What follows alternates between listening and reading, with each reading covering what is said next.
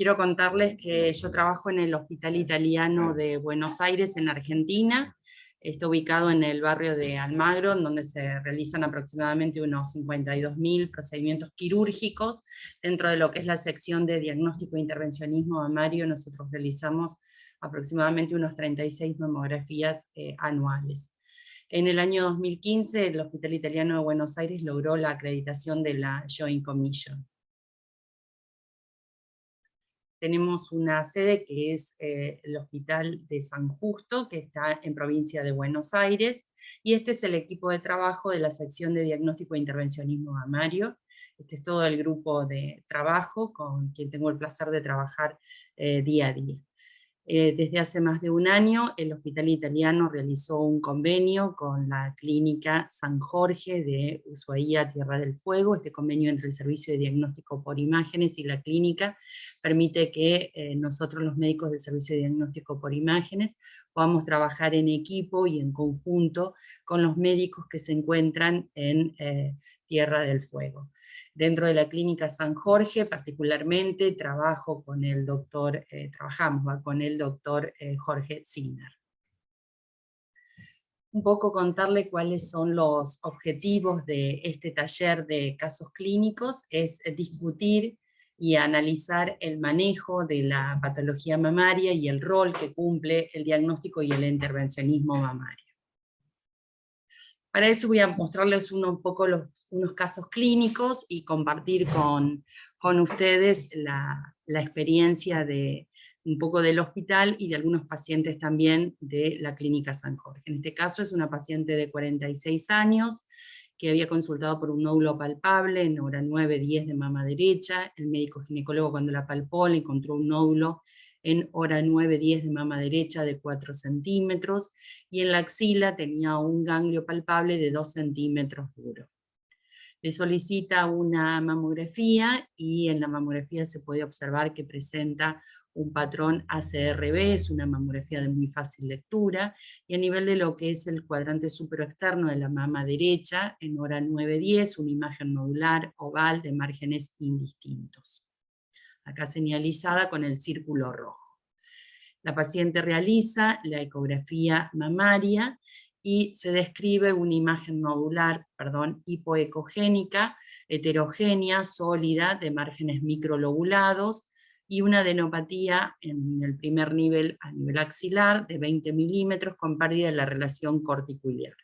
Se realiza la punción histológica y el diagnóstico fue de un carcinoma ductal infiltrante de tipo NOS, de acuerdo a la clasificación de la OMS, la inmunistoquímica, receptores hormonales negativos, un ER2, 3 cruces positivos. Acá recordemos que hablamos de un ER2 positivo cuando en la inmunistoquímica tenemos o 3 cruces positivas, o si nos encontramos con un equívoco que son 2 cruces positivos, lo que solicitamos es realizar una técnica de biología molecular como el FISH o el SISH, que en este caso no fue necesario porque eran 3 cruces positivos.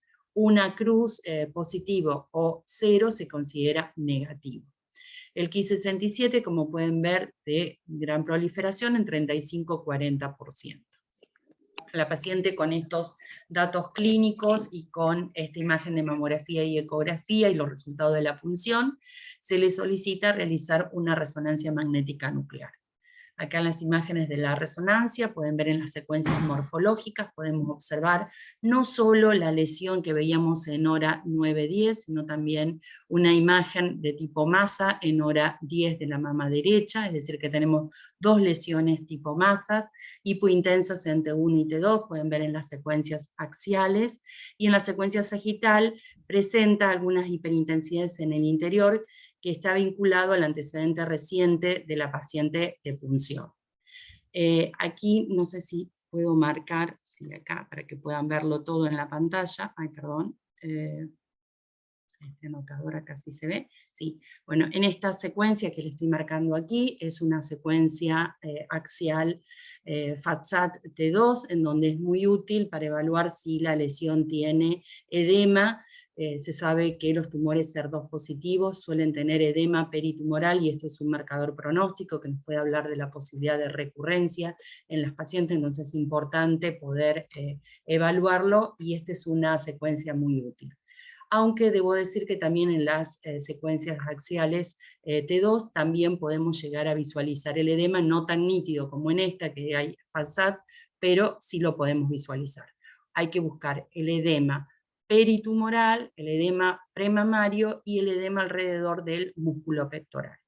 A nivel de la axila pueden observar que no solo había la adenopatía que se había descrito en la ecografía, sino que había más adenopatías hipointensas con pérdidas de la relación corticoiliar, tanto a nivel 1 como a nivel 2. Bueno, vamos a ver qué pasa con las secuencias dinámicas. A ver si esto lo puedo sacar. Ahí está.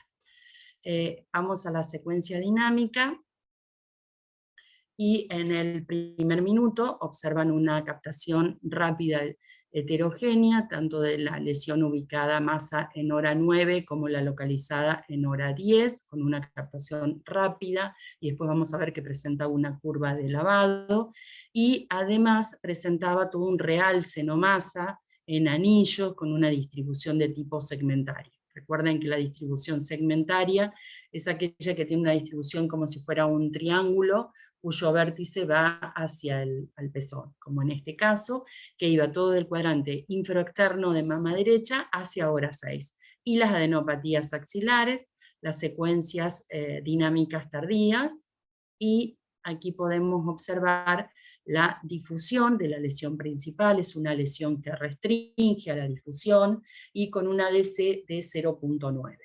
Hago un trabajo reciente, un metaanálisis en donde evalúa cuáles son los valores de ADC de las lesiones malignas de acuerdo a los distintos subtipos moleculares. El ADC para las lesiones HER2 positivos es de 1, generalmente para los tumores HER2 positivos. Después acá podemos ver los MIP, que esto es una reconstrucción muy útil para todo, para el mastólogo, en donde puede tener una visión en 3D de la mama, en donde puede ver acá un poco de superposición entre lo que es la lesión masa principal localizada entre hora 9 y 10, y todo lo que era la lesión segmentaria que iba desde el cuadrante inferoexterno hacia hora 6, en los cortes axiales y en los coronales. Después, en las reconstrucciones posteriores, en el postprocesado, podemos utilizar mapas color, en donde podemos ver la captación que presenta típica de washout y de washing, que tiene este tipo de lesiones, una captación rápida de color bien rojo, tanto para las lesiones masas como para todo lo que es las lesiones no masas. Y en cuanto a las curvas, recuerden que la utilidad de las curvas se dan para aquellas lesiones masas, las lesiones no masas, las curvas no son muy útiles, entonces siempre lo hacemos en las lesiones masas, presentaban una curva tipo 3, obviamente malignas de sospecha. Acá en estas postprocesado es una metodología que podemos utilizar muy útil para el cirujano, porque de esta forma, como en este caso la paciente tenía 3 lesiones, se pueden poner de distintos colores, en este caso pueden ver la de que estaba localizada en hora 10 en un tono como rosáceo, la que estaba en hora 9, 10, que era la lesión más grande, en un tono azul, y todo lo que es la lesión no segmentada, la lesión segmentaria la podemos ver como en colores blanco y que se extiende hacia el pezón.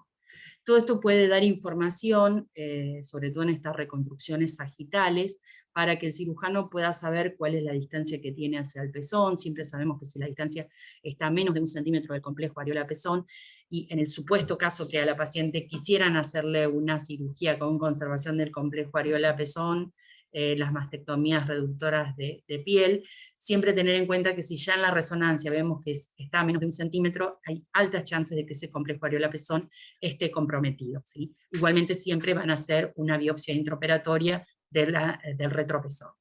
También nos brinda información con respecto a si está ubicada y qué distancia tiene hacia el músculo pectoral y a la piel. En este caso, con todos estos datos que tenía con la resonancia magnética nuclear, se hace un llamado a la paciente y se hace lo que se conoce como el second look. Nosotros estamos más acostumbrados al second look de decir, bueno, second look ecográfico, pero también el second look es o con mamografía o con tomosíntesis.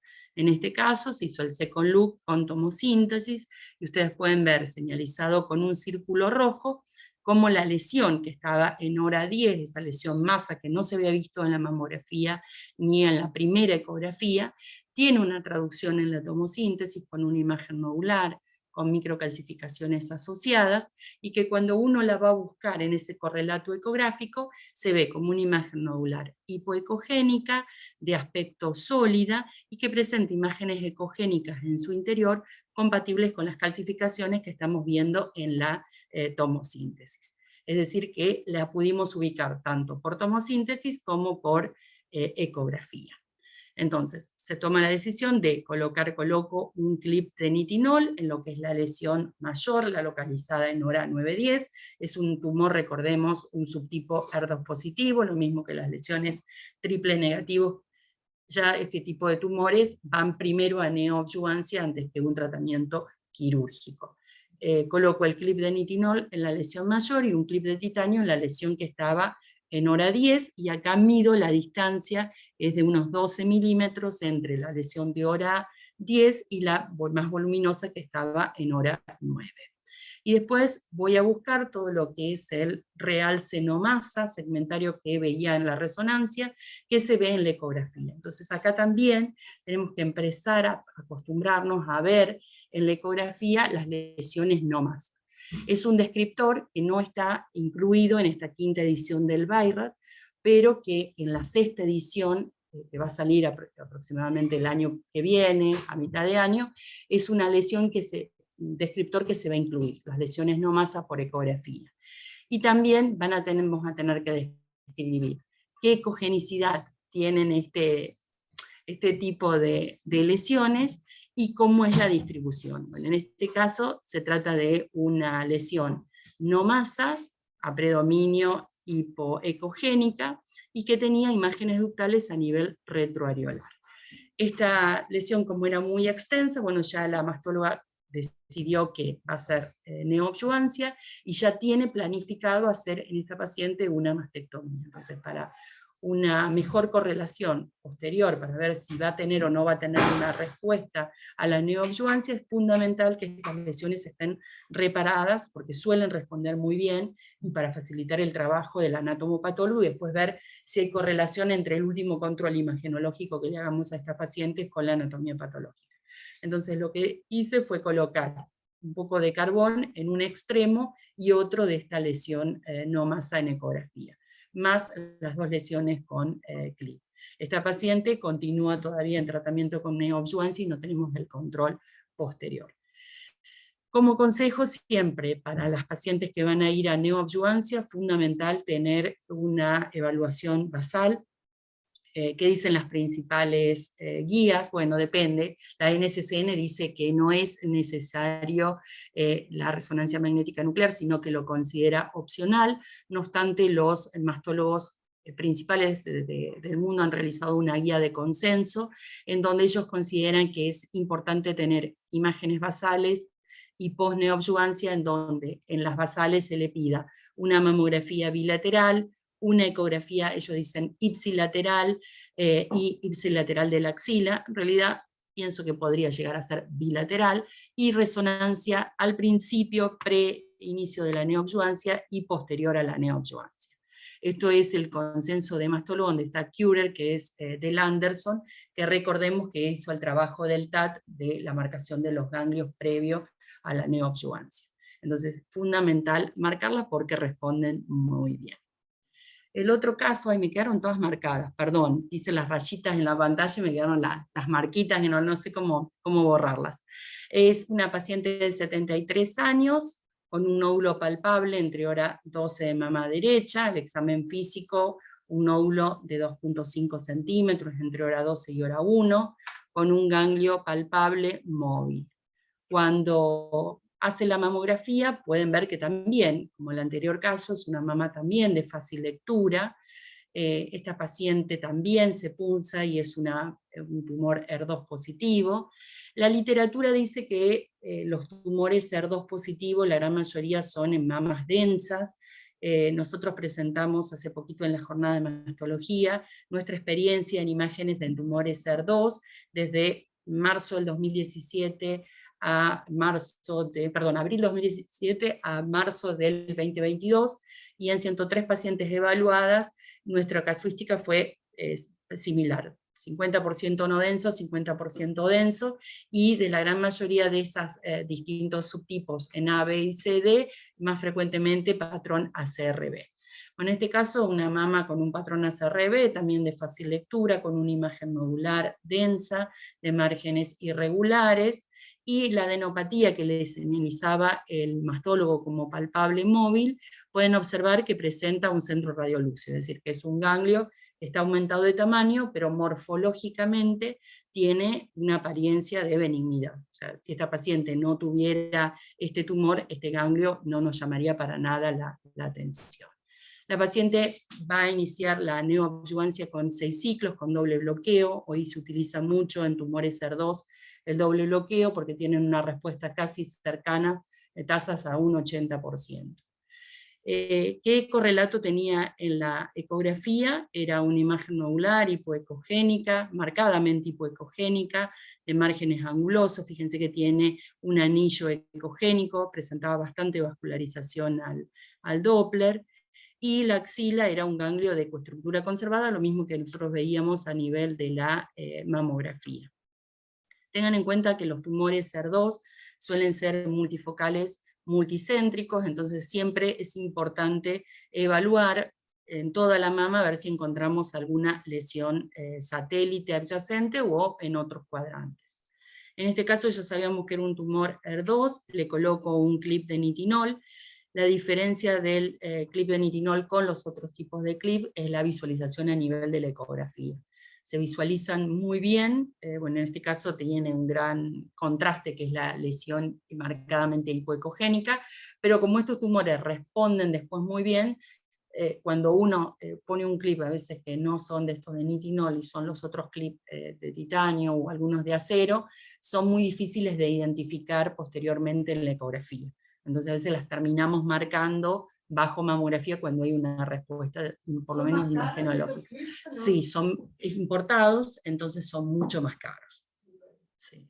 Por eso no se usan tanto. Entonces, te usan más a veces clip, no, nosotros estamos transmitiendo desde Argentina, a veces usamos más una marca nacional, en donde a veces nos cuesta, no es imposible, pero cuando tiene una respuesta muy completa, no los identificas posteriormente. Bueno, en este caso se ve muy bien por la ecografía, realizamos la resonancia pre-contraste, previo a la neoadyuvancia, perdón, y acá pueden observar una lesión única, tipo masa, deforme y márgenes irregulares, hipointensa en T1 y T2. Esa ausencia de señal que acá les señalicé es con la ausencia que tiene por el clip, y así se ve el clip de nitinol a nivel de la resonancia, y así lo vemos en la ecografía. Acá la secuencia sagital, que también es más fácil de compararlo cuando miran la mamografía con el sagital o el oblicuo medio lateral que hacemos en la mamografía, son las más fáciles de ubicar, y bueno, las axiales las podemos girar y que se parezcan mucho más a una cráneo-caudal para ubicarnos posteriormente. En las secuencias dinámicas, tras la administración del contraste, pueden observar una rápida captación de este contraste, una captación heterogénea, y la lesión presenta una curva tipo 3, es decir, una captación rápida y después posteriormente un lavado, y en las reconstrucciones posteriores de los mapas color, una característica del mapa color bien teñido en rojo, lo que nos habla de la lesión de malignidad. En este caso sabemos que es una lesión maligna, pero en el caso de no tener una anatomía patológica confirmada, los mapacolor nos ayudan para a veces diferenciar, sobre todo cuando a veces las lesiones, no, en este caso tienen los márgenes irregulares, pero hay veces en donde no tenés los márgenes irregulares, tenés los márgenes más circunscriptos, sobre todo digo en pacientes en donde tienen mutaciones genéticas, BRCA1, y uno dice esto será un fibroadenoma o esto será un tumor triple negativo, y acá los mapacolor nos pueden ayudar. Exactamente, también. Acá la doctora nos está diciendo para las recidivas también. Estamos conectados en vivo, no sé si se van conectando, tenemos 43 personas en este momento que se están conectando de distintas partes de la Argentina y Latinoamérica. Bueno, seguimos entonces con el MPR, estas son las reconstrucciones posteriores que son muy útiles para lo que es la ubicación. Acá tenemos un MPR a nivel axial, coronal y sagital, y de esta forma nosotros podemos ver la distancia que tiene el tumor hacia la piel, la distancia que tiene hacia el pezón, la distancia que tiene hacia el músculo pectoral. Acá tenemos el MIP, que también es una reconstrucción muy útil, en donde uno puede orientarse mucho más anatómicamente con respecto a la lesión.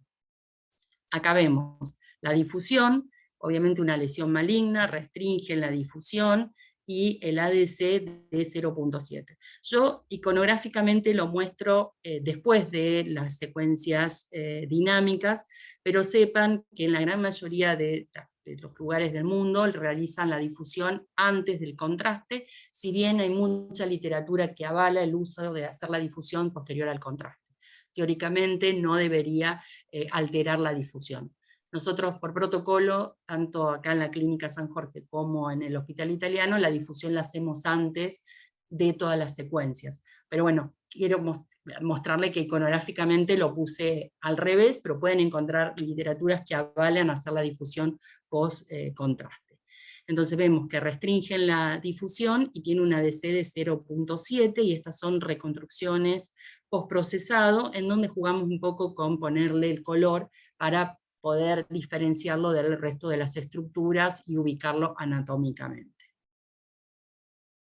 Bueno, la paciente hace la neoadyuvancia, siempre de buena práctica. Una vez que finalice el último ciclo, la paciente tiene que ser citada para hacer el control. Debemos comparar con los mismos métodos diagnósticos, es decir, si yo tengo una resonancia de base, debo tener una resonancia post-neoadyuvancia para hacer un comparativo.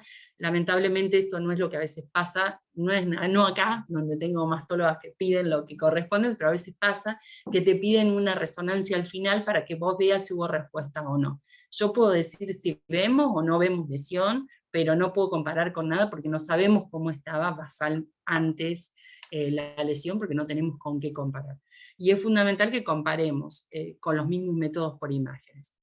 En el mundo, el grupo, por ejemplo, del Memorial, en donde está Mónica Morrow, ella el año pasado publicaron un trabajo de los tumores ER2, y ellos encuentran una mejor correlación en el tamaño tumoral en pacientes ER2 positivos que iban a ir a neoadyuvancia, con la ecografía más que con la resonancia. Es un poco como uno de los pocos trabajos en donde como le dan un poco más de empuje a la eco que a la resonancia magnética. Y acá quiero hacer una observación. Es importante que la ecografía debería ser hecha por el mismo operador, siempre para poder comparar, porque bueno, a veces en la forma en que medimos, en la forma en que evaluamos, puede haber unas pequeñas diferencias en las medidas, y lo ideal es que sea siempre el mismo operador en que lo realice. Y ellos encuentran, el grupo de la doctora Mónica Morrow, que la resonancia en el subgrupo de tumores HER2 positivos, la resonancia en un 40% les sobredimensionaba, les sobreestimaba el tamaño tumoral con respecto al uso de la ecografía, y en tamaños que iban desde más de 5 milímetros hasta 8 centímetros, o sea, bastante diferencia. ¿Y por qué puede ser el tema de la sobreestimación del método? Es porque no siempre es 1 más 1 en medicina es 2. Muchas veces queda un poco de una reacción de tipo fibrótica, y nosotros vemos, como en este caso, una captación que persistía en las fases tardías. sobre todo en neoadyuvancia hay grupos de trabajo, como por ejemplo el grupo de trabajo del doctor Vicente Martínez. Él aconseja inclusive hacer una secuencia a los 8 minutos post-contraste, para ver si hay alguna captación de tipo tardía y que pueda estar marcando que es tumor. Esto que se hace en muchos grupos de trabajo, como el del doctor Vicente Martínez, también puede llegar a ser que uno vea esta captación y que en realidad no sea el tumor el que esté captando, sino que sea todavía la fibrosis y esos cambios posteriores a la quimioterapia. Y en este caso nosotros hicimos el mapa color y tiene un cambio, ¿se acuerdan que era, acá les muestro bien para comparar, bien rojo en el basal y nos cambia el color en azul? Pero igualmente vemos captación y esto se informa como que hubo una respuesta parcial de tipo concéntrica. En este caso, cuando se hace la cirugía, hubo una respuesta patológica completa y a nivel de la axila, 3 ganglios negativos sin fibrosis. Y acá hago la salvedad de lo que informa el patólogo. Ganglios negativos, uno puede esperar si previo a la neoadyuvancia las imágenes eran ganglios que tenían apariencia morfológica, que no eran de sospecha y que no fueron necesario biopsiar. Pero si ustedes previo a la neoadyuvancia encuentran ganglios que sean de morfología de sospecha, deben biopsiarlos. Eso es lo que aconsejan las guías NCCN, de hacer las biopsias de esos ganglios, y esos ganglios, una vez que está confirmado que son positivos de malignidad, tienen que marcarse. ¿Cómo se tienen que marcar? Con lo que el grupo de trabajo se sienta más cómodo. Si se sienten más cómodos y tienen mejor experiencia con clip, que sea con clip, sino con tatú o con carbón. Nosotros ahora en el hospital hay un grupo que prefiere marcarlo con carbón y otros prefieren con clip. Bueno, eso nos adaptamos a lo que el mastólogo se sienta más cómodo posteriormente para encontrarlo en el quirófano ese ganglio. Pero sí o sí hay que marcarlo. ¿Por qué? Porque después pueden haber tenido un ganglio positivo, no lo marcaste, haces la biopsia de ganglio centinela, y puede que esos 3 ganglios que vos sacás, que es lo que te pide el trabajo del Anderson, no coincida con ese ganglio que te había dado positivo. Entonces la única forma que supuestamente vos podrías decir, bueno, lo saqué, es que el patólogo te informe fibrosis de sustitución. Si no te informa fibrosis de sustitución, ese ganglio no es el que estaba positivo de inicio. Entonces, consejo, marquen todos los ganglios que son positivos, ¿no? Que van a ser neoadyuvancia positivos. Bueno, en este caso, un falso positivo, las limitaciones que tenemos al momento de evaluar la resonancia en este tipo de pacientes, como les dije, la fibrosis, aquellas pacientes que tienen lesiones benignas, hay trabajos que demuestran que también los tumores benignos, como por ejemplo un fibroadenoma, pueden tener cambios con la neoadyuvancia, entonces por eso es tan importante tener una basal para haberlos identificado bien que eran unos fibroadenomas, y no después pensar que esto es mayor enfermedad y sobreestimar el tamaño. Por eso es muy importante. ¿Qué otra cosa nos puede dar una sobreestimación de la lesión? El carcinoma ductal in situ, que se asocia generalmente con el ER2. Nosotros tuvimos en nuestra casuística un 89% de tumores ER2 positivos que tenían carcinoma ductal in situ, de 5 milímetros, de 10 milímetros, pero había carcinoma ductal in situ. Entonces, la respuesta patológica completa se considera cuando no hay cáncer invasor a nivel de la mama, ni ganglios a nivel de la axila. Pero si tienen carcinoma ductal in situ en la pieza quirúrgica, se considera respuesta patológica completa. Por lo tanto, nosotros vemos a veces esa captación que te da el carcinoma ductal in situ, e imagenológicamente ponemos respuesta parcial y no hay una concordancia con lo que te informa el patólogo, porque estamos hablando de 2 cosas distintas. Entonces habría que lograr una homogeneización en criterios para poder decir, bueno, esto que yo digo que es respuesta imagenológica parcial, tengo sospecha que pueda ser un in situ, pero a veces no siempre uno lo puede afirmar desde las imágenes, ¿no? Bueno, acá un poco repasar eso, lo del concepto de respuesta patológica completa. Entonces, A in situ es respuesta patológica completa. Otro caso clínico es una paciente de 50 años, premenopáusica, que fue al ginecólogo por tener un nódulo autopalpado en la mama derecha, no tenía antecedentes familiares ni patológicos, había realizado la mamografía y una ecografía en otro centro, y viene a realizar una biopsia core bajo ultrasonido del nódulo de la mama derecha. al examen físico, un nódulo en el cuadrante supraexterno de mama derecha de 2 centímetros, uropetrio, y la axila negativa, un T1N0. Bueno, acá tenemos una mamografía, fíjense que también de fácil lectura, una CRB, se le señalizaba esta imagen nodular, oval, isodensa, microlobulada, que tenía este correlato ecográfico, una imagen nodular hipoecogénica, sólida, de márgenes microlobuladas. Una pregunta que sí. ¿Ustedes en pacientes que tienen diagnosticado un cáncer de mama o sospechan un cáncer de mama, de rutina hacen la eco axilar? Porque viste que algún grupo de trabajo dice que no hay que hacer la rutina la eco axilar, porque si no es clínicamente positiva, uno no debería hacerlo. En realidad todos mandamos a que miren la axila. Pero a veces te complica porque tenés un engrosamiento de la cortical y la axila es clínicamente negativa y como que te obliga a pulsarlo, ¿no? Bien, en realidad cuando le piden la paciente que tiene sospecha de una imagen de cáncer, en el hospital a todas las pacientes le piden hacer la ecografía axilar. ¿Se palpe o no se palpe nada? Se palpe o no se palpe nada, le piden la ecografía.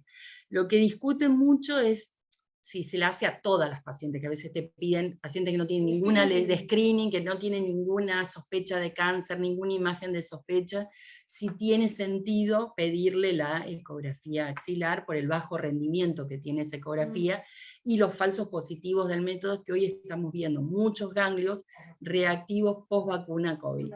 Entonces, y muchas pacientes que empezaron o con controles muy exhaustivos, post una ecografía de una paciente que a lo mejor tiene una mama que es totalmente negativa, entonces se empezó a cuestionar un poco del uso tan generalizado de la ecografía axilar. Sí.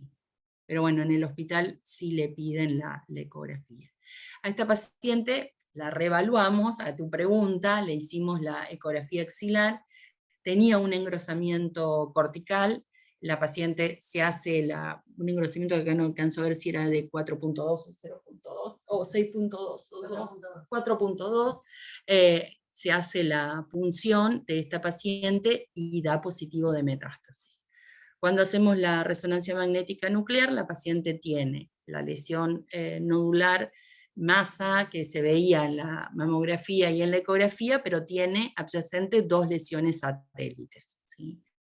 Entonces, la resonancia acá en este caso que nos aporta la multifocalidad de la lesión, que no se había visto, por lo menos en esa mamografía y en esa ecografía inicial que traía la paciente, y también se ve en las secuencias morfológicas, en el primer nivel, un ganglio que presentaba ese engrosamiento cortical. La verdad que la resonancia está muy bueno para evaluar todo lo que son ganglios de tercer nivel, o para poder ver cadena mamaria interna, pero para evaluar bien la morfología de los ganglios, la estrella sigue siendo el ultrasonido axilar, lo mismo que después para poder biopsiarlos. Estas lesiones, bueno, son lesiones masas, hipointensas en T1 y T2, tenemos una lesión principal, uno la puede describir así, con 2 lesiones satélites de iguales características morfológicas, y después tenemos que ver si en la cinética tiene el mismo comportamiento. Acá vemos en corte axial, en el corte sagital, vemos la principal y las 2 lesiones próximas a la misma, 2 lesiones satélites. Entonces de esta forma definimos que la lesión es multifocal. La otra caso que habíamos visto, el primer caso, recuerden, habíamos visto que tenía multifocalidad, porque tenía Nora 9 y tenía Nora 10, y después tenía multicentricidad, porque tenía toda una lesión no masa en el cuadrante inferior-externo, en el primer caso. Entonces esas son las diferencias de lo que es multifocalidad, multicentricidad. También algunos hablan de centímetros, si está hasta 5 centímetros hablamos de multifocalidad, más de 5 centímetros multicentricidad. Entonces hay que ver con qué definición, o si están en diferentes cuadrantes como multicéntrico. Para medir la distancia entre las lesiones, ¿es igual de útil la resonancia que la ecografía o tiene más certeza? En las medidas, bueno, en este caso por el tema de la reproducibilidad siempre es mucho más exacta la resonancia que la ecografía, pero si uno tiene un operador que es muy bueno haciendo ecografía, y como te digo, siempre tratando de que sea el mismo operador el que te haga todos los estudios, también tiene una aproximación muy buena la ecografía. Es un método accesible, barato, y en manos entrenadas es un método muy noble, muy, muy bueno. Pero bueno, lo bueno de la resonancia es que lo podés volver a ver y podés medirlo, podés hacer muchas imágenes posteriores en el postprocesado, que bueno, a veces en la ecografía, si es la ecografía manual, no la automatizada, sino la manual, estás más limitado, ¿sí? En la automatizada vos tendrías una imagen tipo cine, y podrías evaluar todas esas distancias. Igualmente, quienes hacen ecografías automatizadas la recitan a la paciente para hacerle la manual. Pero bueno, con la resonancia podemos tener un poco más de toda esa información.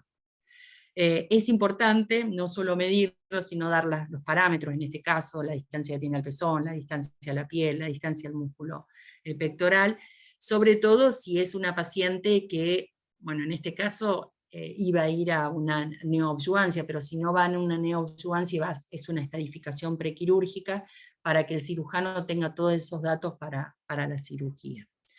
¿Qué pasa en la secuencia dinámica? Bueno, se hace la administración del contraste y podemos ver que tiene una captación rápida homogénea, tanto de la lesión principal como de las lesiones satélites. Tienen las mismas entonces características morfocinéticas y podemos observar a nivel de la axila. Entonces hablamos de multifocalidad en este caso, vemos la difusión de la lesión principal, es lesión que restringe, tiene una DC de 0.9, el MIP con las reconstrucciones axiales y coronales para la identificación para el médico mastólogo. A esta paciente se le decide hacer neoobjuvancia, se le hace docetaxel carboplatino, el doble bloqueo, estos son los ciclos que se le programa a la paciente, y acá un poco repasar entre todos cuáles los tipos de respuesta que uno puede tener en este tipo de tumores. Recuerden que tanto los HER2 como los triple negativos son tumores muy buen respondedores y que van a tener un tipo de respuesta generalmente o completa o parcial de tipo concéntrica. Mientras que los tumores luminales tienen más una respuesta de tipo parcheada, y es ahí en donde para nosotros que tenemos que evaluar y ver qué cantidad de enfermedad residual ya no somos tan buenos. Y ahí empieza a patinar entre lo que el médico, que imaginólogo que informamos, y el anatomopatólogo cuando te va a evaluar la respuesta. ¿Por qué? Porque nosotros lo que empezamos a ver es que hay una disminución muchas veces de la intensidad de esa captación del contraste, ves áreas en donde ves tumor sano y áreas captantes en el medio como bastante parcheado, y decís, ¿cómo mido toda esta extensión? Entonces, la verdad que es muy difícil con los tres parámetros que generalmente medimos, que es el anteroposterior, el transversal y el longitudinal. Lo mejor que sería es tratar de sacar un volumen, pero así todo, no somos tan buenos prediciendo la enfermedad residual. Y bueno, no solo no somos tan buenos nosotros en el hospital italiano, sino que pasa un poco en todo el mundo. Un poco por eso la doctora, capaz que Morrow, descree tanto del método y prefiere más la ecografía. Teniendo en cuenta que la ecografía también puede subestimar y la mamografía también. Porque la mamografía, el problema que tenemos es que vemos a lo mejor una mama que no hay grandes cambios, vemos una mama de igual densidad, o inclusive a veces mayor, porque vemos fibrosis, y vemos microcalcificaciones. Y esas microcalcificaciones no significa que el tumor esté activo, sino que generalmente significa que hay necrosis, y otras veces puede ser que sea parte de un carcinoma ductal in situ.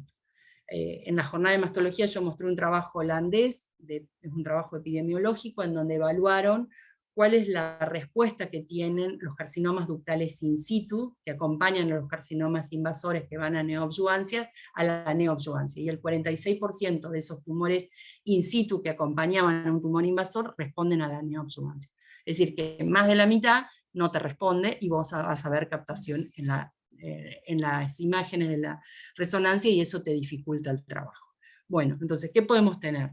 Respuesta completa, una respuesta parcial de tipo concéntrica, podemos tener esto, una respuesta en su mayoría que sea más de tipo concéntrica, pero que nos queden como parches de tumor, o bien que sea totalmente fragmentada, o bien que haya una estabilidad en las lesiones, o bien que haya una progresión.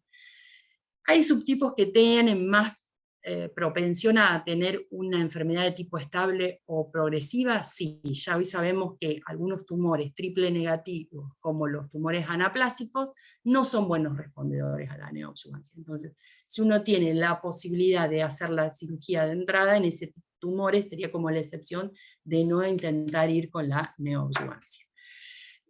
La resonancia nos podría llegar a servir en el medio de los ciclos de quimioterapia para ver si tenemos que cambiar o no tenemos que cambiar el esquema de quimio.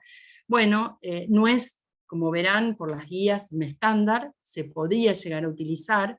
El tema es que volvemos a utilizar contraste. Hay algunos trabajos prometedores, pero que tampoco es la panacea, porque hay muchísima desde la parte técnica que todavía hay que ajustar. Utilizar solamente la difusión, no hacer la inyección del contraste, sino hacer a los 2 o 3 ciclos de la neoadyuvancia, hacer solamente la difusión, para ver si esa lesión deja de restringir y va a aumentar los valores de ADC. Es decir, que si yo empecé con un valor de ADC de 0.9 y esta paciente me está respondiendo, antes de que tenga todos los cambios morfológicos o dinámicos, yo ya en la difusión lo que tengo que estar viendo es que este ADC me tiene que aumentar, me tiene que ir a 1.2, 1.3. Pero si yo veo que este ADC se mantiene estable, o al contrario, me empieza a bajar y que yo veo que en la difusión me restringe, obviamente tengo que cambiar de esquema o esta paciente me va a terminar progresando. Bien, premisa entonces, vuelvo a repetir a veces algunas cosas, marquemos a todas las lesiones con clip y los ganglios con clip o tatú, que sería el carbón. ¿Cómo evaluamos las imágenes? Lo que se utiliza generalmente son los criterios RECIST, que son para los tumores de tipo sólidos.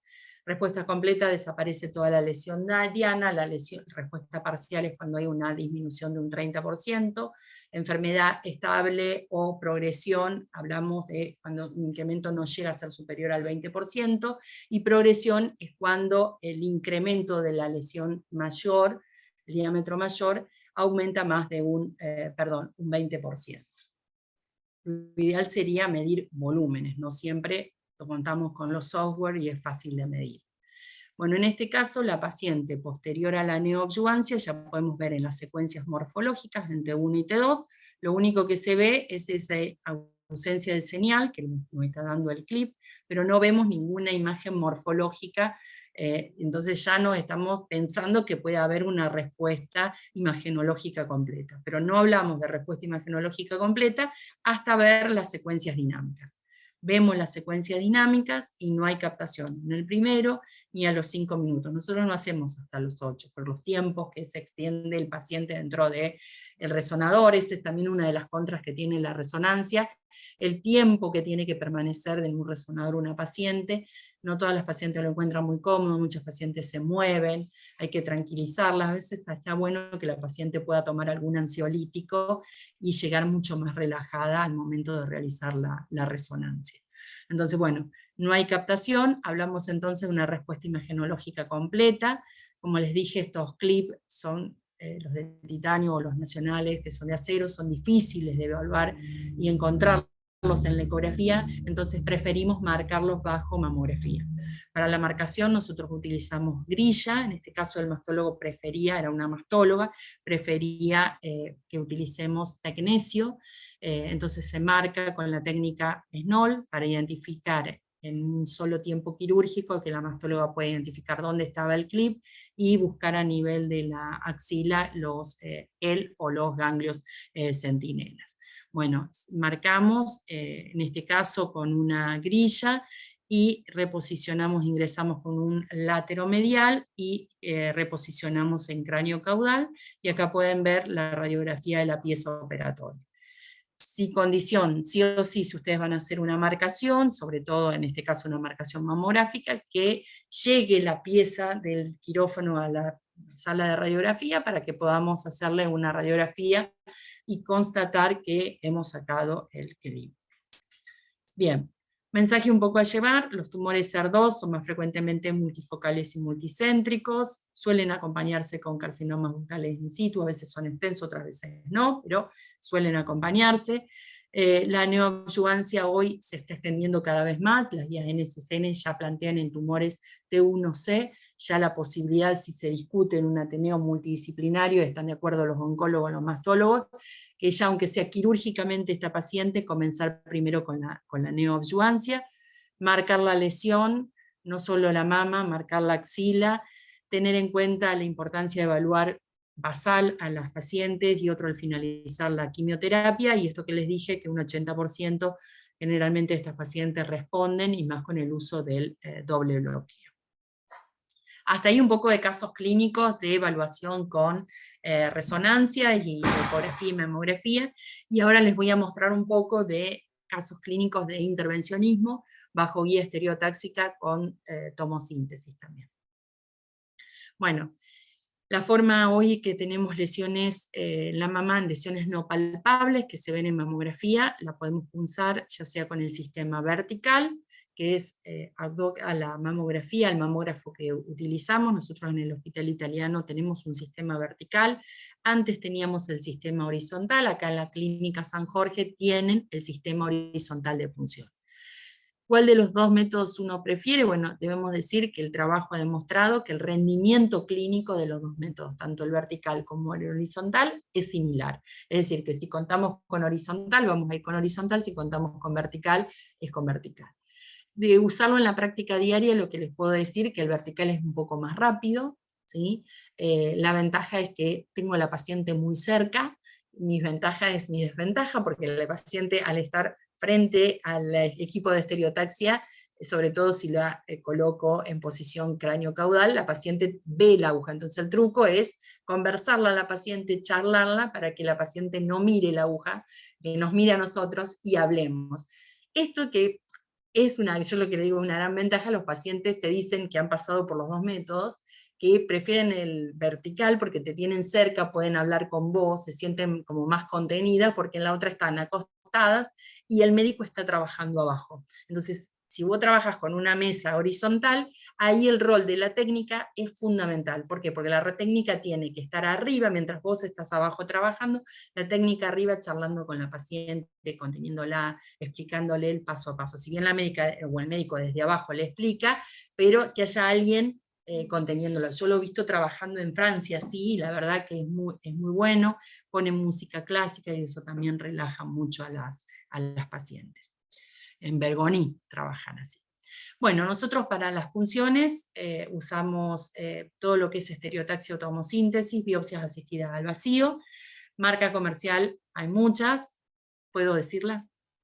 Bueno, vamos a decir la marca comercial que nosotros trabajamos en el hospital, es Mamotom. Esa marca, que fue la primera que se introdujo, les cuento un poco a los que son de afuera, que en Argentina fue como la marca que más impuso.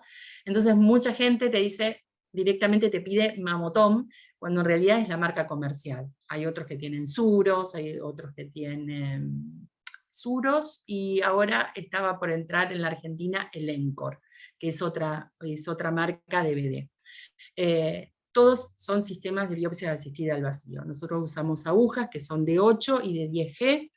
El grosor del calibre, del grosor de la aguja, cuanto más chico es el número, más gruesa es la aguja. Es decir, que imagínense que para ecografía utilizamos generalmente agujas de 14G, o podemos utilizar agujas de 12, la de 12 es un poquito más gruesa que la de 14, y en este caso estamos usando de 8, que nos da unas muestras muy buenas, pero también pueden dejar mayor cantidad de hematomas, eso a tener en cuenta. La ventana que nosotros utilizamos full es de 22 milímetros, pero en caso de tener una mama muy pequeñita y que tenemos poco espesor de mama comprimida, para evitar que nos quede parte de esa ventana fuera y aspire aire y no permita tomar la lesión, podemos achicar el notch. Lo usamos en 18 o en 12. Obviamente el tamaño de las muestras son más chiquititas, pero esto es una muy buena solución para aquellas mamas que son muy delgaditas, que estamos ahí al límite de la mama comprimida, tenemos 2 centímetros, y la paciente a veces tiene prótesis o la tenemos muy cerquita de la piel, usar este truco, de usarla en el modo petit, que le llama. Bueno, acá les voy a compartir algunos videitos en distintas formas de posicionarla. En este caso la paciente la posicioné en cráneo caudal.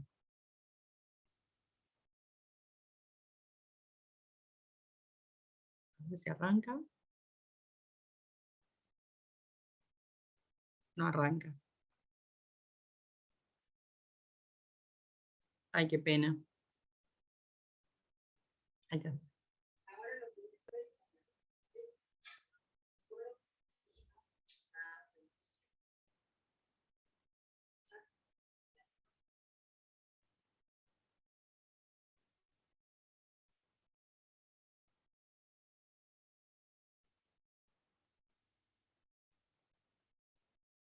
Fundamental que le expliquen al paciente todo lo que van a ir haciendo.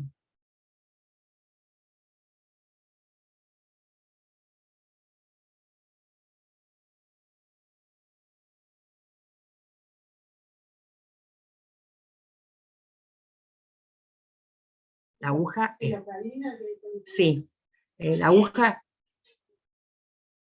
es gruesa, da miedo. Entonces el truco es, como les digo, ustedes tienen que poner a la paciente que las mire, o sea, están de frente, pero que la carita esté de este lado, que las mire, que no mire el vacuum, porque también es otra cosa que las pacientes se asustan mucho cuando empiezan a ver que sale sangre, ¿sí? Entonces, un buen truco, poner como que tapen, que ustedes obviamente tienen que estar viendo lo que va saliendo, pero que el paciente no lo vea. Acá vamos poniendo, acá le pongo la anestesia en profundidad. Vamos a ver si ahí está. Tengo que darle clic con este. Ahí en profundidad. Doblo la aguja, sí.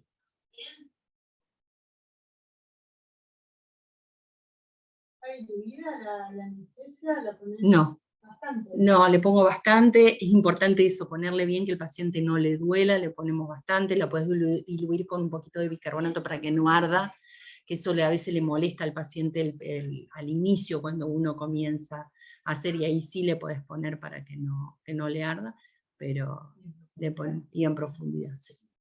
Sí, piel, sobre todo, y bien en profundidad. Cuando vas en profundidad, y si tenés un grupo muy pequeñito de microcalcificaciones, es importante el control y hacer el retarget, porque si no se te puede mover, ¿sí? Más si le pusiste mucho, ¿no?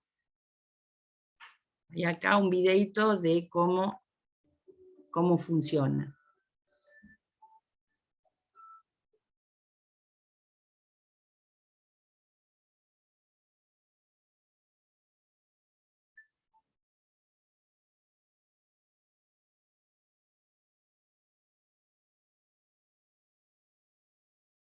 Es importante que la técnica también, acá les muestro la paciente está puesta, fíjense, en lateromedial, ingreso lateral, y acá les muestro cómo también se les...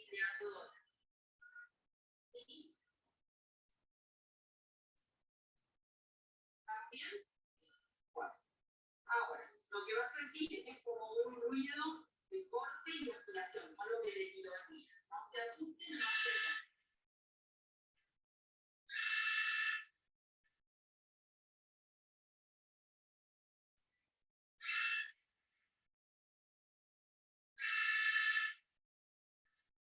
¿Nos sentimos bien? Sí, perfecto.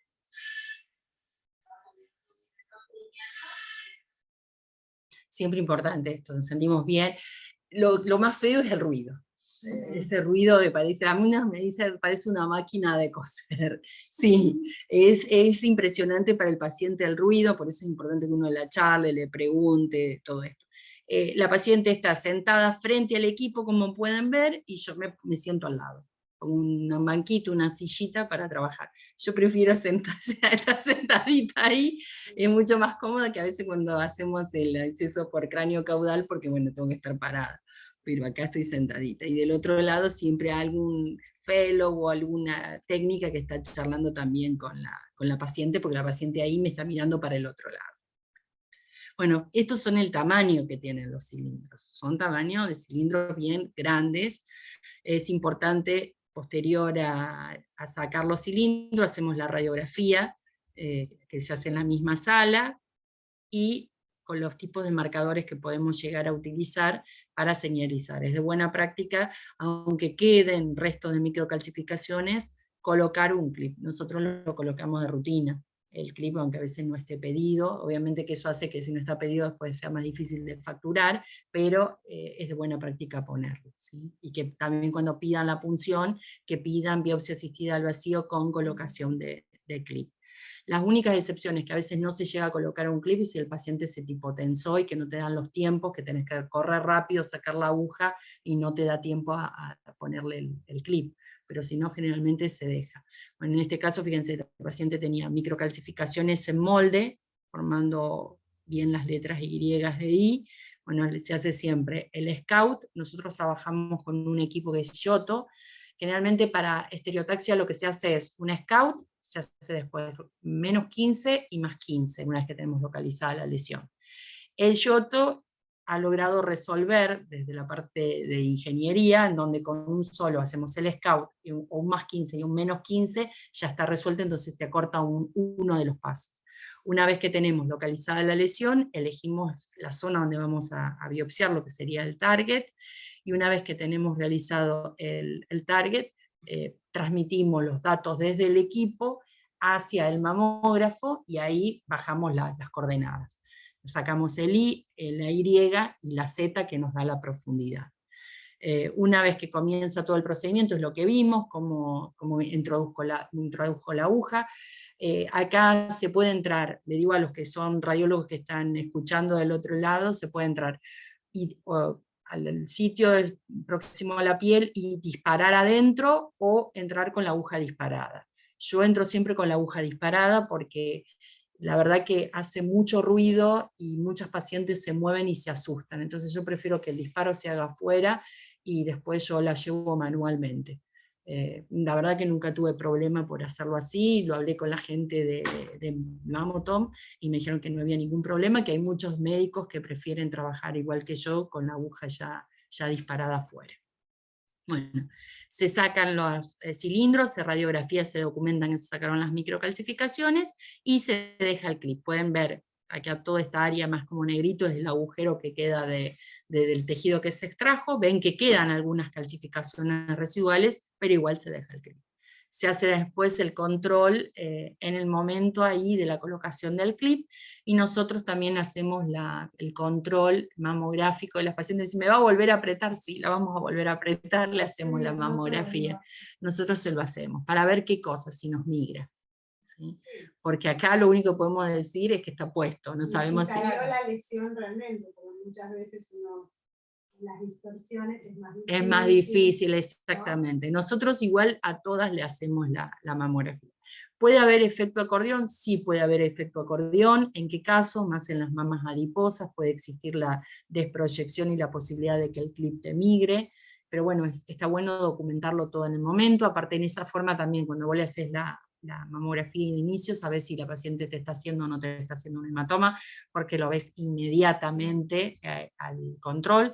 La forma nosotros de reducir la migración, que eso lo había descrito el doctor Stavros, es hacer la primera mamografía de control, la primer posicionamiento en el mismo sentido que ingresaste, es decir, si vos ingresaste con cráneo caudal, que la primera mamografía cuando le empezás las proyecciones sea con cráneo caudal, si ingresaste con lateromedial, que la proyección sea primero en lateromedial y después en cráneo caudal, como para reducir un poco la posibilidad de migración. Para evitar hematomas. Si te el clip, lo informás, ¿no? Sí, exactamente. Es importante. Porque va a ir a operar el clip que está operando en otro lugar. Exactamente, el clip siempre se marca, o sea, se tiene que informar a qué distancia te quedó, si te migró, porque a veces te migró bastante y eso se tiene que informar y documentar que se migró, y eso después también explicarle a la paciente, porque a veces no es necesario ir a sacarlo al clip si te quedó en la otra punta de la mama. Entonces lo que interesa es sacar a dónde estaba el sitio de la biopsia. En esos casos, ¿cómo se podría solucionar? Queda un hematoma. Entonces, si esa paciente te da una lesión maligna, la posibilidad es que vos tenés el resultado en menos de 10 días. En esos 10 días vos tenés un lecho del hematoma que se te produjo, lo ves bajo ecografía y le podés colocar un clip en la zona del hematoma y posteriormente marcarlo y saber que tiene que ser de distinta formita que al que pusiste. El otro que está migrado no hace falta sacarlo y tenés que sacar ese clip. Pero sí, lo tenés que documentar y bueno, charlarlo con la paciente, explicarle que migró, ¿no? Las posibilidades de hematoma nosotros lo reducimos también igual a veces se hacen igual, es usando vendaje compresivo con vendas elásticas cohesivas. Bueno, acá en este caso hay unas tenues microcalcificaciones, se hace el SCOUT, el -15, se hace la punción y se deja el clip, a pesar de tener microcalcificaciones residuales, y la radiografía siempre de los cilindros documentando el proceso. Como les digo, si son micros muy agrupadas o poquitas micros, no dejen nunca de hacer el control antes de empezar el procedimiento post la anestesia, porque muchas veces cuando es un grupo muy chiquitito y si pusiste bastante anestesia, se te pueden correr, y esos 2 o 3 milímetros que corriste no las sacás si no hiciste el retarget. Entonces es importante hacer ese control, hacer de buena práctica. A veces ya cuando vos ves que son muchas, no lo haces para ir más rápido, pero a veces por querer ahorrarte un paso, te complicas. Entonces a veces, sobre todo si están empezando, es mejor hacer todos los pasos que están descritos. Bueno, ahora pautas a tener en cuenta en caso de tener marcaciones, es que si es con carbón, efectuarla idealmente entre 24 a 72 horas previo a la cirugía. ¿Se puede marcar antes? Y sí se puede, porque el carbón no es que va a migrar ni te va a desaparecer, porque ya sabemos hoy que existen granulomas de carbón de pacientes que se han marcado hace 20 años. El tema de marcarlo a veces tantos días antes es la proyección dérmica, que los pacientes tienen que estar varios días sin bañarse o cuidando que no se le vaya esa marca que le hizo el médico imagenólogo en el momento de la marcación. Entonces, esa es un poco la limitación de por qué no tantos días previos. En caso de usar tecnesio, en que se use ROL o SNOL, con tecnesio lo hacemos el mismo día, unas horas antes de la cirugía. Generalmente nosotros empezamos a marcar a las 7:40, 7:30, y la paciente a lo mejor entra al quirófano al mediodía o después del mediodía. Arpón también, por la posibilidad de migración, en el hospital italiano ninguno de los mastólogos utiliza arpón o utilizan tecnesio, las mastólogas más jóvenes, y los de más años utilizan el carbón. Es un poco lo hacemos, ya sabemos quién quiere cada cosa. Importante no marcar el trayecto con el carbón, por la posibilidad de después que se te hagan granulomas, y si no estás condenando a la paciente a que el mastólogo vaya a sacar todo ese trayecto y saque mucho tejido innecesario, o peor aún, que el mastólogo vea el trayecto, lo confunda, que ahí está la lesión, y la lesión está mucho más abajo. Entonces, cuidado, y si hubo reflujo de carbón, también informarlo, para que el mastólogo esté atento a que hubo un reflujo de carbón y que pueda encontrarse un poco antes. Marcar todo, o sea, marcar qué distancia, qué profundidad tiene con la mama comprimida a la piel, en cráneo caudal, en oblicuo medio lateral. Cuantos más datos le demos al mastólogo, más fácil es para que se oriente. Después, para mí es la cirugía más difícil esta. Que a veces dicen, no, el vaciamiento axilar, la mastectomía, no, porque esta como que depende de un trabajo tan en equipo, y depende tanto que es la más difícil a veces se la dan a los residentes. Que decís no, que es la más difícil, debería ser bien. Marcar cuando usamos carbón, 2 a 5 milímetros de la lesión, el patólogo prefiere que no le pongas el carbón arriba o adentro de la lesión. En el caso de usar tecnesio, sí va dentro de la lesión, y siempre hacemos la proyección cutánea de la lesión no palpada.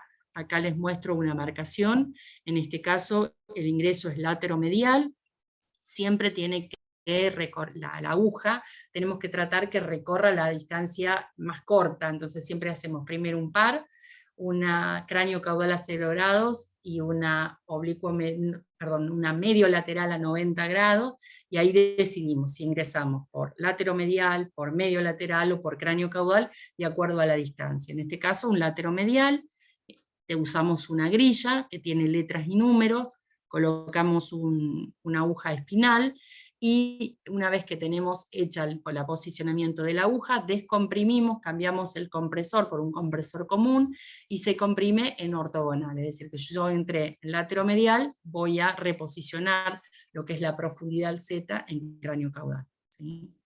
Es preferible pasarse y no tener que después, que ya cuando estamos en cráneo caudal, empujar, ¿sí? Porque al paciente le duele.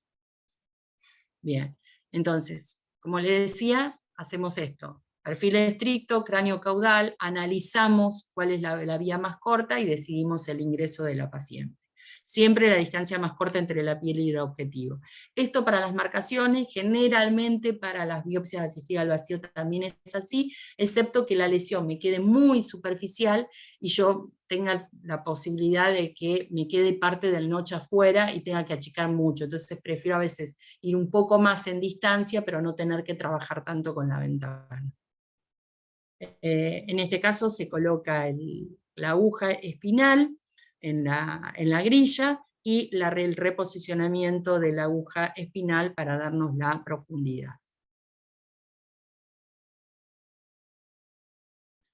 ¿Qué hacemos después? Se acuesta la paciente, este es un sillón, el mismo sillón que utilizamos para las biopsias asistidas al vacío, acostamos a la paciente, se tiene que poner en posición quirúrgica, el brazo homolateral extendido como si estuviera ya la paciente en quirófano, que la mama caiga, no la levantamos ni la agarramos, sino que la mama tiene que caer como le caería al mastólogo. Y lo que hacemos es medir la distancia que hay desde el pezón hacia la lesión, y la distancia que hay entre esta marcación donde está la lesión y el punto de ingreso, de donde entró la aguja, ¿sí? Todo eso se tiene también que informar en el informe, ¿no? Y obviamente no termina ahí hasta que el cirujano la opera a la paciente y nos manda la pieza operatoria y hacemos los controles imagenológicos para decirle que sacó el clip o sacó la lesión, ¿sí? Bueno, hasta ahí un poco todo lo que era diagnóstico y voy terminando ya, porque ya llevamos como una hora, intervencionismo terapéutico, contarles que en el Hospital Italiano tenemos la posibilidad de hacer crioablación en cáncer de mama. No es para todas las pacientes, sino es para casos seleccionados. Acá les traigo una revisión comparando los distintos técnicas percutáneas que existen como tratamiento, la radiofrecuencia que también existe en el Hospital Italiano, pero no tenemos experiencia en mama, sí en crioablación, en HIFU, que tampoco lo tenemos en el Hospital Italiano, pero en Italia sí tienen experiencia, y las tasas reportadas de complicaciones mayores y menores, la verdad que son muy bajas. Les voy a mostrar un poco este trabajo que fue el Trial Eyes, que demostró la utilidad en pacientes mayores de 60 años con diagnóstico de un cáncer ductal invasor único, que se ve por ecografía de 1.5 o menos. Es importante siempre respetar las indicaciones, porque si nosotros forzamos, los resultados no van a ser los mismos. Esto aplica para todo, ¿no? 1.5 menos, tiene que ser de grado bajo o intermedio, es importante que sea un luminal A, receptores hormonales positivos, un ER2 negativos, y en este caso fue ver la tasa de recurrencia a 5 años, el Trial Eyes, que fue el que demostró la utilidad en pacientes añosas. 194 pacientes fueron incluidas, de edad media de 75 años, la media del tumor fue de 8.1, un seguimiento de 34 meses, y vieron que las reacciones adversas fueron leves, en 18%, lo que más se teme con la crioablación es la lesión de la piel, el frío. Eso es lo que más hay que cuidar durante todo el procedimiento, de no quemar la piel. Las indicaciones de la crioablación, como les dije, tumor ductal invasor, receptores hormonales positivos, son generalmente los luminales A, no los lobulillares no son candidatos, el tamaño del tumor menor a 1.5, esto es importante, la distancia de la piel igual o superior a 5 milímetros, los primeros trabajos hablaban de 1 centímetro, hoy la verdad que lo hacemos con hasta 5 milímetros, pero es importante hacer la técnica de la hidrodisección, que ahora les voy a mostrar. Eso es fundamental, estar como muy concentrado durante todo el procedimiento, de ir inyectando continuamente solución fisiológica para crear un falso plano entre la lesión y la piel, para evitar que la piel no se empiece a acartonar y se necrose por el frío. Y también la distancia al pectoral igual o superior a 3 milímetros. El pectoral también puede sufrir del frío, pero no tanto como la piel, ¿sí? Bueno, ¿cómo es lo que nosotros utilizamos? Nosotros utilizamos el argón y el helio. El argón se utiliza en la fase de lo que es el congelamiento, y el helio se usa en la fase de descongelamiento. se hacen fases activas de congelamiento, descongelamiento pasivo, nuevamente congelamiento, descongelamiento activo, y ya ahí termina el procedimiento. Realmente es un procedimiento que lleva su tiempo entre toda la preparación. ¿Cuánto dura aproximadamente? 1 hora, hora y media. Sí. ¿Qué distancia de la aguja puede Se te puede hacer una bola hasta de 5 centímetros, ¿sí? Depende un poco también del tamaño. ¿Qué margen quedaría? De tamaño del tumor, exactamente, 5 centímetros. Bueno, acá les voy a mostrar que la dosis que necesitamos, que es de necrosis coagulativa, es de menos 40 grados. El tema de usar la congelación y la descongelación es por los cambios celulares. Con el frío lo que se hace, todo lo que es el líquido extracelular se empieza a congelar, y eso mismo hace que el líquido que tienen de dentro de las células vayan hacia el espacio extracelular, y eso produce la destrucción. Lo mismo cuando empezás con la fase de descongelamiento con el helio. No es que entra, otra pregunta que a veces me hacían, si entra el argón o el helio en contacto con la lesión, sino que eso va circulando por dentro de la cánula, que es muy similar a una aguja de punción que ahora les voy a mostrar. Sí. A mí me quedó reconectando el Zoom, no sé si a vos también. No sé, yo estoy hablando y creo que estoy pasando. ¿No? Recién quedó como que, ahí se está reabriendo, ahí está. Ok, yo veo gente conectada, pero no sé. Veo a los fellow que están conectados. El presente tiene. Bien, entonces así hacemos. La aguja, ahí les muestro cómo coloco la aguja.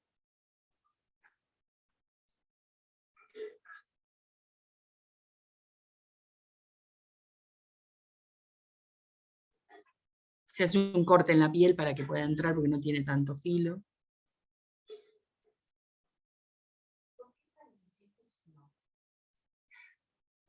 Por la forma del tumor. No se ha probado, no.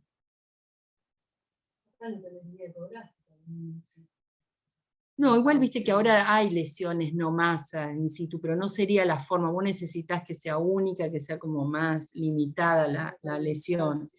Hay experiencia, acá les muestro bien todo el procedimiento ampliado. Hay experiencias en uso de fibroadenoma para esto, pero bueno, es un procedimiento costoso, unas agujas cuestan... ¿Lo cubren las pagadas? No, lo paga la paciente. Le cobran el procedimiento porque es como, ¿ves? Ahí estoy haciendo ya tengo la aguja, se va formando la bola de hielo, y arriba lo que estoy haciendo es tengo una aguja inyectando fisiológico. De esta forma voy separando la lesión de la piel, porque estaba muy cerquita, y eso lo tenés que ir haciendo continuamente. Inyectás bastante, 1 litro capaz. La mama queda bastante... Sí, si la señora me decía, me pusieron una prótesis, pero bueno, se va enseguida, se reabsorbe enseguida. Sí. Pero es un buen truco para quienes no quieren operarse y da una fiesta con un poco de mama voluminosa, sí. Bueno, y esa es la bola de la fase de descongelamiento, comienza a disminuir de tamaño, y es importante explicarle a la paciente que nosotros después imagenológicamente lo que vamos a ver es un área de atenuación sónica, ¿sí? Entonces, lo ideal en estas pacientes es controlarla con alguna técnica que sea funcional, ya sea o una mamografía contrastada o una resonancia. El tema de la resonancia es que la mayoría de las pacientes añosas a veces les cuesta quedarse quieta, y por ahí una mamografía contrastada sería una buena alternativa. Además, te decís que es axila negativa. Sí, obviamente, perdón que no lo dije, no hay tratamiento de la axila, son axilas negativas, y nosotros la indicación que estamos haciendo son aquellas pacientes añosas que tienen muchas comorbilidades y que no quieren ir a una cirugía o que tienen tanto riesgo quirúrgico que el mastólogo haya decidido que vaya a una crioblación. Generalmente son pacientes de más de 75 años. Sí. Esta paciente, esta que le mostré el procedimiento, tenía 92 años, pero impecable. Sí. Yo cuando dijeron 92 años, la verdad que se hace una sedación previa, se le da a la paciente que tomen un Alplac, un Alprazolam, perdón, la marca comercial, un Alprazolam, se tranquilizan un poquito y vos podés hacer tranquilo el procedimiento. Infiltrás como cualquier otra punción, corte en la piel, entras con esa aguja, y una vez que entras, ya empezás con el helio, lo que se hace que se pegue, es como las paletas de helado que te pegan en la lengua, bueno, lo mismo queda pegada a la lesión, y eso como que lo tenés que dejar casi quieto una vez que ya está. Lo que tenés que trabajar es en la infiltración, porque podés quemar la piel. Y siempre controlando que ninguno de todos estos cables, que se hacen con escarcha, todo, te vaya a tocar en ninguna zona de la piel, porque los puedes quemar al paciente. Bueno, y así quedó. A las 24 horas post procedimiento todavía tenía un poquito de edema la paciente, pero bueno, nada, impecable. Todo un poco acá, todo esto que se ve acá así, es más lo de la fisiológico que lo que fue el procedimiento. La paciente viene muy bien. Y como último, y ya cierro, ya les prometo que termino, es contarles que nos han aceptado en el Hospital Italiano 8 trabajos en el Congreso Internacional de Radiología, que va a ser en diciembre 2022, que vamos a ir, y uno de los trabajos seleccionados fue los distintos tipos especiales de cáncer de mama, de acuerdo a la última clasificación de la OMS, cuáles especiales son, y hicimos una revisión de casos clínicos. Y el doctor Ricardo Sinner, que forma parte del grupo de la Clínica San Jorge, formó parte también de este trabajo y lo vamos a ir a presentar a Chicago. ¿Sí? Así que bueno, no lo puedo mostrar todo porque tenemos todavía no permitido, pero sí mostrarle por lo menos lo que fue el adelanto del que ellos nos aceptaron el trabajo y podemos mostrar. Los objetivos son describir los hallazgos de los distintos subtipos histológicos especiales de cáncer, si podemos encontrar alguna característica en las imágenes que nos permiten diferenciar unos de los otros, y discutir un poco lo que es el diagnóstico diferencial y el manejo de estos tipos de tumores.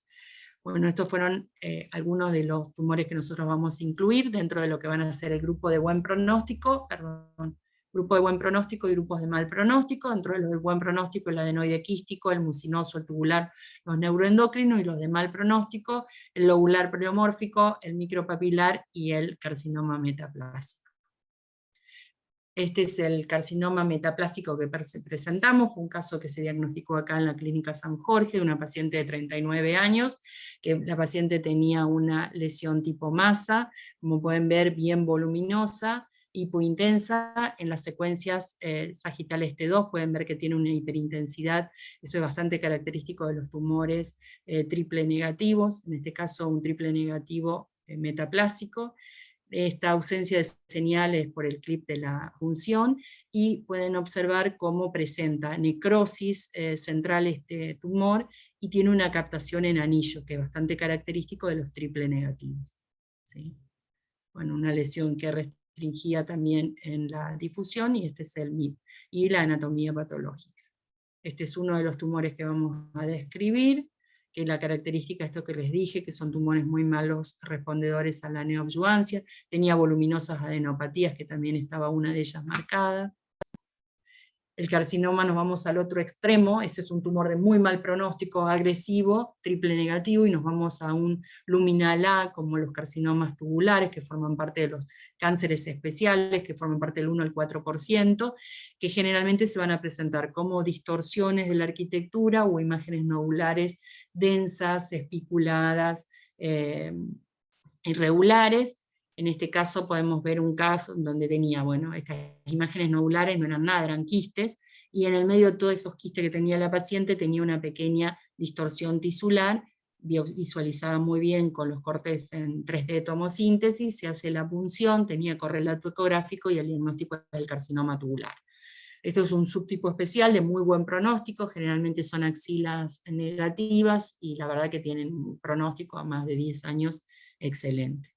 Diagnóstico diferencial desde las imágenes entre lo que es el carcinoma tubular y la cicatriz radiada, que también se presenta como imágenes distorsivas.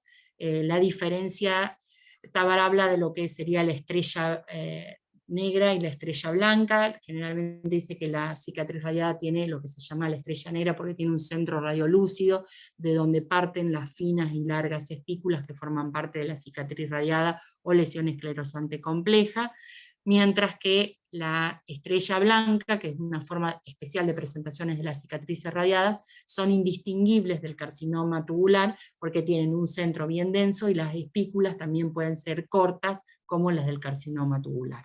Entonces ahí, cuando se presenta en esa forma de estrella blanca sería indistinguible desde las imágenes de un carcinoma tubular. Pero bueno, son tumores de muy buen pronóstico. Mientras que la cicatriz radiada es una lesión B3 de la clasificación de Ellis, es una lesión que es marcadora de riesgo. Por hoy sí, la lesión es sacada en su totalidad con una biopsia asistida por vacío en el último consenso del grupo del Reino Unido. Lo que aconsejan es el control en estas pacientes, no cirugía. Bueno, después otro subtipo que también vamos a presentar es el carcinoma micropapilar invasor, que es un subtipo afortunadamente poco frecuente, pero es bastante agresivo porque tiene una gran tendencia a dar metástasis a nivel de la axila. Desde las imágenes en la mama, la verdad que no hay algo que sea característico de ellos, salvo que tengas que buscar las adenopatías axilares, y son tumores de mal pronóstico. El diagnóstico es en la anatomía patológica. En este caso, bueno, podemos observar que en lo morfológico es hipointenso, una lesión tipo masa, que tiene una captación heterogénea al contraste, restringe la difusión, y el ADC se los regalo porque desde acá no veo. Pero tiene su correlato ecográfico en esta paciente que tiene un implante. En esta secuencia sagital pueden observar la distancia que tiene, importante, la lesión masa con el músculo pectoral. Y el último que les voy a mostrar es un carcinoma apócrino, que es un triple negativo, con la característica de los triple negativos que marcan los receptores andrógeno positivos. Hoy conocemos la clasificación molecular con los grandes grupos, los luminal A, luminal B, el ER2 y el triple negativo, y lo que después nosotros hacemos, que es la clasificación subrogada con la inmunistoquímica. Hoy ya se sabe que hay más clasificaciones y seguramente vayan a aparecer más clasificaciones. Los triple negativos, el doctor Lehmann hizo una clasificación de los triple negativos, y dentro de la clasificación de los triple negativos destaca a los triple negativos que sobreexpresan los receptores de andrógeno.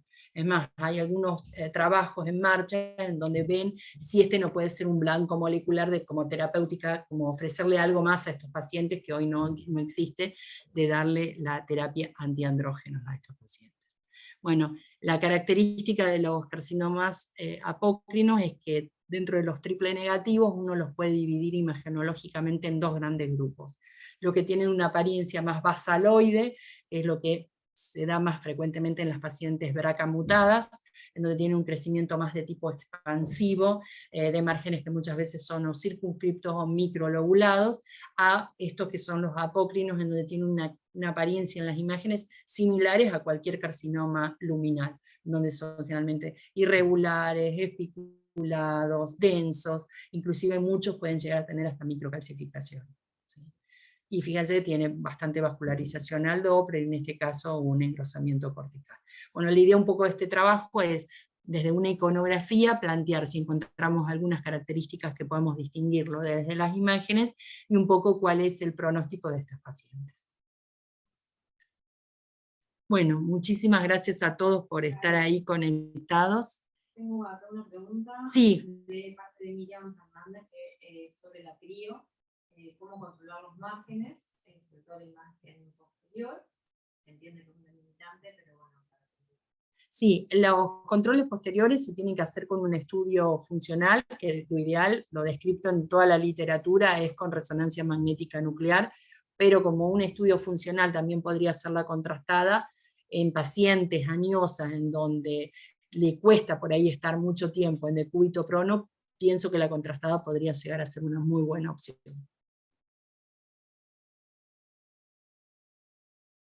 Lo que buscamos ahí es si hay captación o no hay captación. En la ecografía ves atenuación sónica. ¿Alguna otra pregunta desde el público? Veo varios escritos en el chat, pero yo no lo puedo abrir. No, está. ¿Desde dónde se están conectando? Preguntales.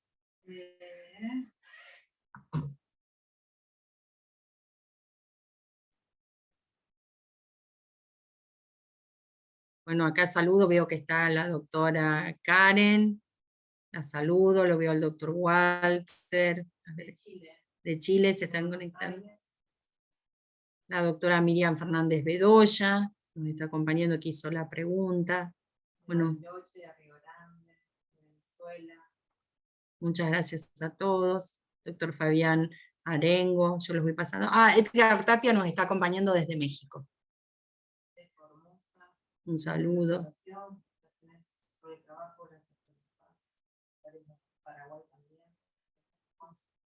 Sí, está la doctora Sandra Lara, que va a entrar ahora acá al Fellow, está la doctora Karen Caro, conectada, les cuento a todas las que trabajan conmigo, las contadas, qué mala, controla a todos. Jenny Chamorro también es de Venezuela. Hay una pregunta de Walter, tiene varios ganglios sospechosos, ¿cuántos punza y cuántos marca? Bueno, ¿cuántos punzos? Generalmente no punzo todos, puedes punzar 1 o 2 ganglios, y marcar generalmente pasa lo mismo, 1 o 2 ganglios, más de eso no marcamos.